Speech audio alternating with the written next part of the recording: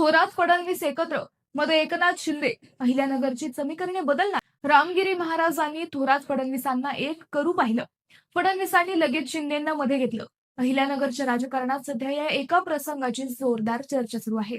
राहाता तालुक्यात गंगागिरी महाराजांच्या हरिनाम सप्ताह नुकताच संपन्न झाला. या सप्ताहाची विश्वविक्रम म्हणून नोंद झाली आणि या सोहळ्याला मुख्यमंत्री देवेंद्र फडणवीस, उपमुख्यमंत्री एकनाथ शिंदे, मंत्री राधाकृष्ण विखे पाटील आणि काँग्रेसचे ज्येष्ठ नेते माजी मंत्री बाळासाहेब थोरात यांच्यासह अनेक दिग्गज नेते उपस्थित होते.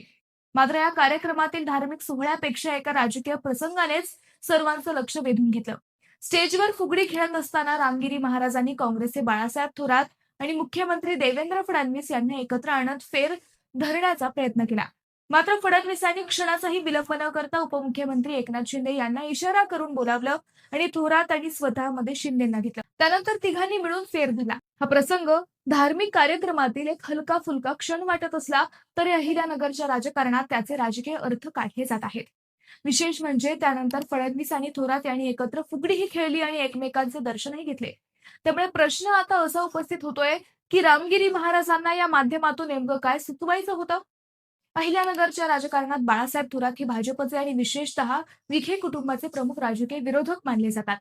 मात्र दुसरीकडे थोरातांचे भाचे आमदार सत्यजित तांबे आणि मुख्यमंत्री फडणवीस यांच्यातील राजकीय जवळीकही अनेकदा पाहायला मिळाली आहे. अगदी फडणवीसांच्या स्वागतासाठी सत्यजित तांबे गुलाब पुष्प घेऊन पुढे गेल्याचंही या कार्यक्रमात पाहायला मिळालं. त्यामुळे आता राजकीय चर्चेला उधाण आलं आहे. सत्यजित तांबेंचं फडणवीसांशी जुळलेलं समीकरण भविष्यात बाळासाहेब थोरात आणि फडणवीस यांच्या राजकीय संबंधांमध्येही बदल घडवणार का?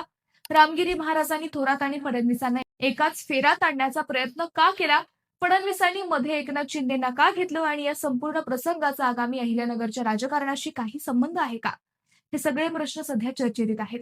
राजकारणात समीकरणं कधी बदलतील हे सांगता येत नाही. त्यामुळे थोरात आणि फडणवीस यांच्यात भविष्यात खरंच राजकीय सूत जुळतो का हे पाहणं नक्कीच औत्सुक्याचं ठरणार आहे. मंडळी, तुमचं मत काय? कमेंट करा.